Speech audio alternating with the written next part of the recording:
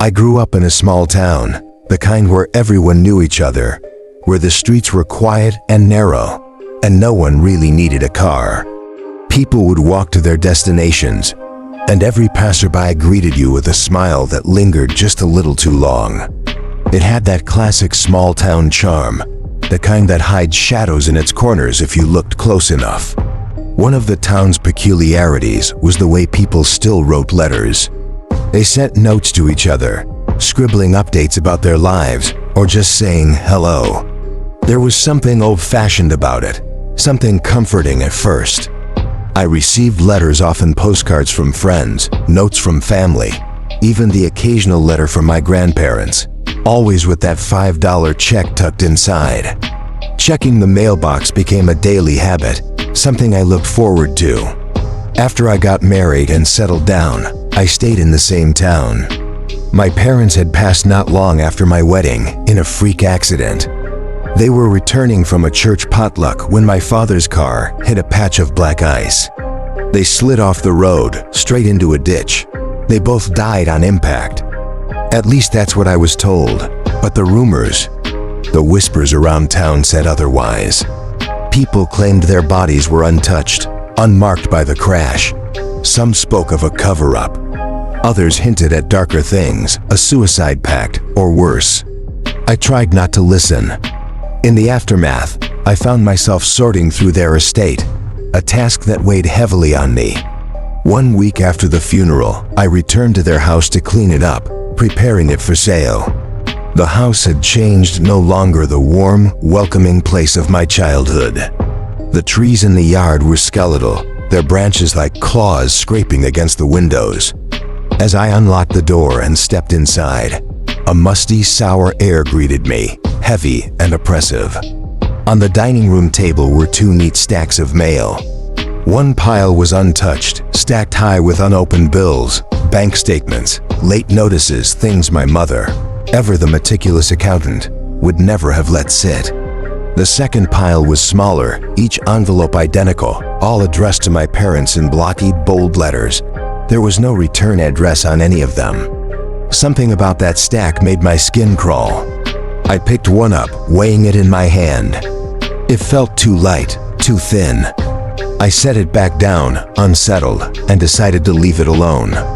There were more pressing things to handle. That night, back at home, I sifted through my own mail. More bills, more estate paperwork, but there was something else. Among the usual stack of letters was a thick, small envelope, also addressed in block letters. My name written in sharp black ink, no return address. The envelope felt heavy in my hand, though it was small. I stared at it, trying to recognize the handwriting, but it was unfamiliar, too neat, too deliberate. I opened it. Inside was a single piece of construction paper, thick and white. It felt wrong, unnatural. I had expected pages of writing, but instead, there was just one sentence, scrawled in that same blocky handwriting. God works in mysterious ways. I stood there, staring at the words. They hung in the air like a curse. The next day, I told my coworker Jane about the letter. She laughed it off, saying it was probably a prank, but something inside me twisted. I knew, deep down, that the letters weren't done with me, and the town. The town was keeping secrets I wasn't ready to uncover. Her face drained of color as I mentioned the blocky lettering and the strange, thick construction paper. Jane's eyes widened. "A lot of people have been getting letters like that," she whispered, glancing around nervously. "Threatening letters, with personal information." Her voice quivered, as though she didn't want to believe what she was saying. "I haven't received one, but my brother has. And many people in his congregation are getting them too.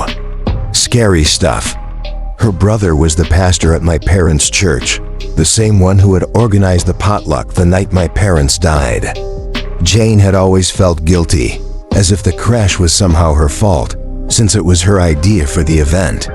But I had reassured her countless times, telling her that accidents happen, though, truth be told, I wasn't sure I believed it anymore. A week passed without another strange letter, but whispers were swirling. The congregation at my parents' church had been receiving similar letters, cryptic, sometimes filled with unsettling personal details, or just a single line of ominous text. The pastors urged everyone to ignore them, claiming it was a prank and that faith would see them through. But something felt wrong. The following Saturday, I drove up to the church to donate some of my parents' remaining belongings. Old clothes, books no one would read again. As I pulled into the gravel lot, Jane's brother, the pastor, was already there, standing outside, wringing his hands nervously. The moment I turned off the car and popped the trunk, he rushed over. He seemed anxious, almost desperate. I barely had time to greet him before he grabbed the box of items from my arms. He muttered a quick thank you, then scurried back inside the church, not even looking back to say goodbye. I found it odd, but assumed he was just preparing for Sunday's sermon, preoccupied with his duties. When I got home, I checked the mailbox, a habit I could never quite shake. Among the usual bills was a small envelope that immediately caught my eye. My name was scrawled across it in that same black, blocky handwriting. My stomach tightened as I cautiously opened it. Inside was another thick sheet of white construction paper, the texture all wrong, heavy in a way that made my skin crawl. There was only one line of text, sharp and cold. Pete and Cindy penance for the poor. You have to answer when God knocks on your door. I exhaled, not realizing I'd been holding my breath. Pete and Cindy, my parents. Whoever had sent this knew too much. This wasn't just town gossip. This was personal. And not just anyone could have written this. The thought gnawed at me, so I decided to investigate.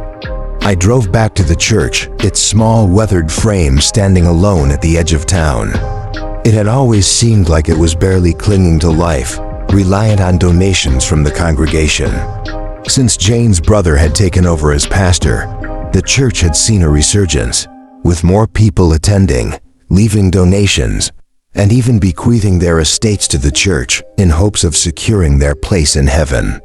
My parents had been no different.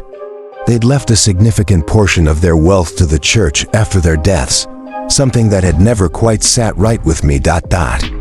My parents had never been particularly devout when I was growing up. It wasn't until they started attending Jane's brother's services that their faith had deepened. Too deep, perhaps. I pushed those thoughts aside as I reached the church doors, surprised to find them locked. Churches in small towns never locked their doors. This one had always been open to all, day and night. I pressed my ear to the door, straining to hear any signs of life inside, but the thick wood muted everything. Reluctantly, I knocked. The sound echoed, heavy and hollow, as if the church itself was holding its breath. Moments later, the door creaked open, and Jane's brother stood there, his face pale, eyes wide with something that looked disturbingly like fear. He looked even more anxious than before. His face was sunken, gaunt, as if he hadn't eaten in days. Dark circles pooled under his eyes, and his disheveled hair clung to his sweaty forehead. The church smelled stale, the air heavy with a thick mustiness, like it hadn't been aired out in weeks. Behind him, the pews were neatly arranged, but everything felt off. His podium loomed in the shadows at the back, like a sentinel watching over something unseen. He tried to meet my eyes, but I could feel him trying to distract me from looking too closely. "How can I help you? Do you have more items for donation?" His voice trembled, and his eyes kept darting behind me, as though he expected someone to emerge from the darkness. "No, actually." I began, my words slow and deliberate.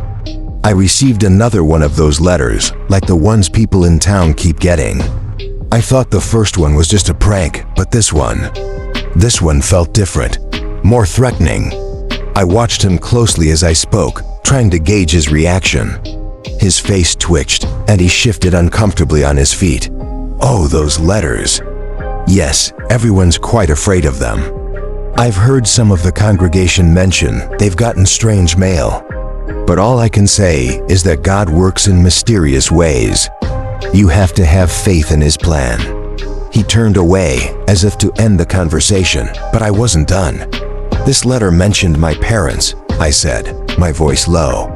I pulled the envelope from my pocket, sealed in its plastic cover. The pastor stopped, his back stiffening. When he turned back to face me, his eyes were wide with fear. I handed him the letter, and his hands shook as he took it. His eyes skimmed over the blocky letters, and I saw his face pale even more. I honestly don't know what this could mean," he stammered, quickly handing it back to me as if it burned his fingers. "Your parents were very active in the church. Of course people here knew about them, but this isn't something I know anything about." I didn't believe him. His trembling hands and anxious glances told me more than his words ever could. What was he so afraid of? I thanked him, though my suspicions only deepened. Something was terribly wrong. The next morning, I woke to an overcast sky, the air thick and damp. The ground was wet, though I didn't remember it raining the night before. As I opened my front door, a chill ran down my spine. The flag on my mailbox was up again. Dread pooled in my stomach. I walked over slowly, my heart pounding in my chest, and opened the mailbox. Inside was another letter. The same black, blocky letters on the envelope as before. My breath caught in my throat as I tore it open. This time, the message was chillingly direct. "You wouldn't want an accident on Sunday." I had checked the mail the night before, after I returned from the church, and there had been nothing. Someone had followed me, watched me, and slipped this letter into my mailbox while I slept. This wasn't a prank anymore. Someone was growing impatient, but there was more. A crude drawing was included this time, scribbled in red ink. The lines were jagged, childlike, and depicted a building set apart from everything else, a car wreck nearby, and a podium drawn beside it. My blood ran cold as I recognized the building. It was the church. That night, I waited until darkness fell to drive back to the church. I parked far from the entrance, cutting my headlights as I approached. The parking lot was deserted, shadows twisting and stretching across the hood of my car like living things. I sat there for a moment, summoning the courage to step out, when a scream cut through the silence. My heart leapt into my throat. I cautiously exited the car, creeping around the back of the church where the sound had come from. The old building loomed like a beast in the night, its walls stained with age.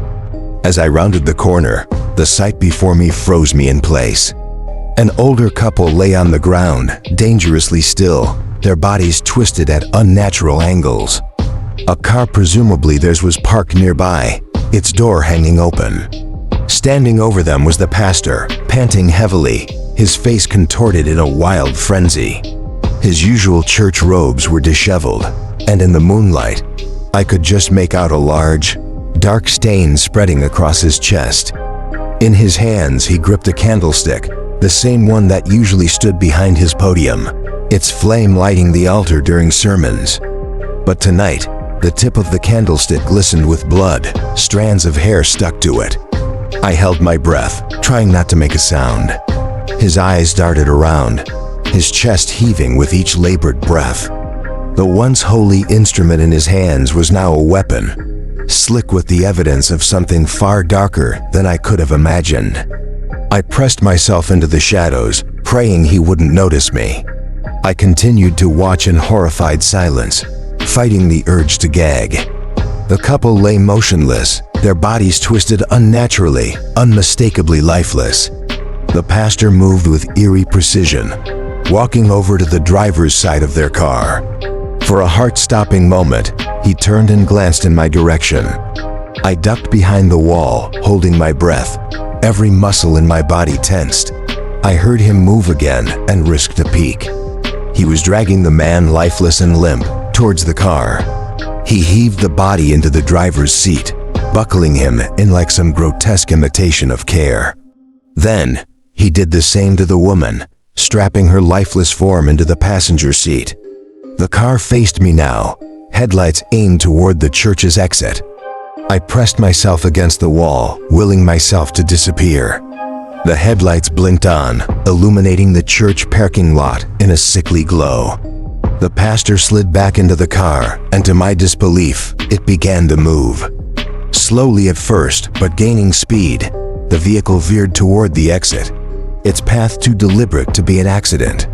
I watched in paralyzed horror as the car picked up speed, swerving sharply toward a tree. Then, with a sickening crash, it slammed into the trunk, metal crumpling like paper. I was so absorbed by the macabre scene that I forgot about the pastor lurking behind me. The realization struck like ice in my veins. I stumbled backward, heart racing, and bolted for my own car. My hands shook as I fumbled for the keys, adrenaline surging as I finally managed to start the engine. I didn't even bother turning on the headlights as I sped out of the parking lot, my mind racing, trying to process what I had just witnessed. By the time I reached my house, my entire body was trembling, drenched in cold sweat. I pulled into the driveway, barely able to catch my breath, my heart pounding so loudly it felt like it would burst. I hit the garage door opener and pulled the car inside, the familiar surroundings doing nothing to calm my nerves. And then I saw it. Dangling from the emergency stop string on the garage door opener was a single piece of construction paper, swaying slightly as if it had just been placed there. There was no envelope this time, just the paper, with text scrawled hastily across it in a hurried, almost frantic hand. My mind raced. How had it even gotten into the garage? I had locked the house, set the security system. No one should have been able to get inside. I stepped closer, dread twisting in my gut. The message was short, the ink smeared in places, but the words were unmistakable. "Peekaboo, I saw you." My blood ran cold. Someone had been watching,